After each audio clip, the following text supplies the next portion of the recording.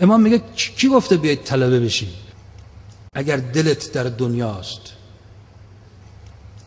اگر دنبال ثروت و قدرت و شهرت و ریاستی، کی به شما میگه بیای روحانی بشی؟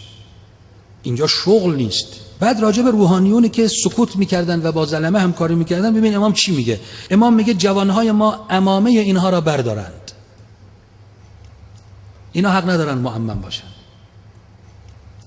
امامه این آخوندهایی که به نام فقیه اسلام و به اسم علماء اسلام مفسده میکنند باید برداشته شود. من نمیدانم جوانهای ما در ایران مردند کجا هستند. ما که بودیم اینطور نبود. چرا امامه اینها را بر نمیدارید؟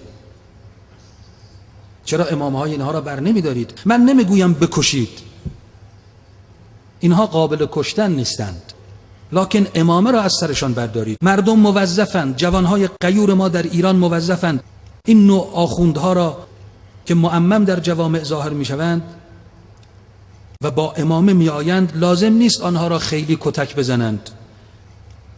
میگه خیلی کتک نزنید، یک کمش اشکال نداره. لازم نیست آنها را خیلی کتک بزنند، لیکن امامه هایشان را بردارید، نگذارید معمم ظاهر شوند. میگه آخوندی که اهل دنیاست، آخوندی که دنبال شکم و شهوت و قدرت و ثروته، آخوندی که پای ظلم امضا میگذاره و حکومت فاسد رو، استعمار و استبداد رو تایید میکنه، امام میگه این امامشو بردارید. علماء اسلام از اینها منزهند، در این دستگاه ها نبودند. اینهایی که به دستگاه ها وابستند مفتخورهایی هستند که خود را به مذهب و علما بستند، حسابشان جداست، مردم هم اینها را میشناسند.